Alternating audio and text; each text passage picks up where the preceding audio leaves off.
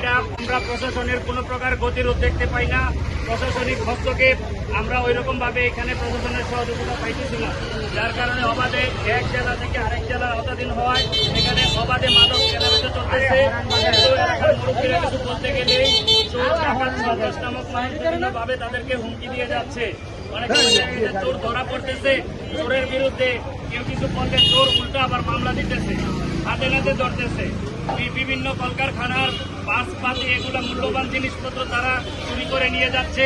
আমরা মাননীয় এমপি সাহেব জনাব ফজলুল মাজাদ ভাই ও আগামী নারায়ণগঞ্জ সিটি কর্পোরেশনের মেয়র প্রার্থী জনাব রাকিবুল ইসলাম রাকিব ভাইয়ের কাছে অত্যাধিকভাবে এলাকার মুরব্বীদেরকে সাথে নিয়ে একটি দাবি জানাতে চাই, ওনারা যেন আমাদের এই পাঁচগাঁয়ের দিকে একটু সুনজর দেয় এবং প্রশাসনিক গতি এনে এই সমস্ত চোর মাদক সন্ত্রাস ডাকাতের বিরুদ্ধে উত্তম একটা ব্যবস্থা নেয়।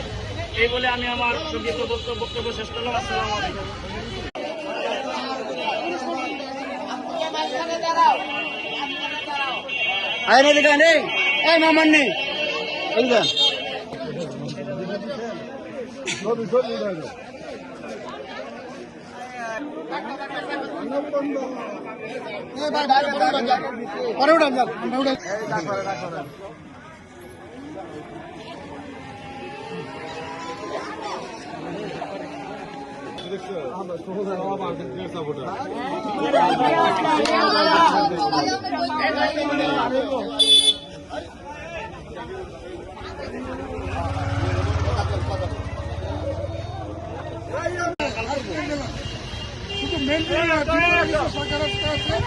ওই রাস্তার মধ্যে একটু বসে বসে আড্ডা মাঠে দেয়, ওদিকে একটু দৃষ্টি আরেকটা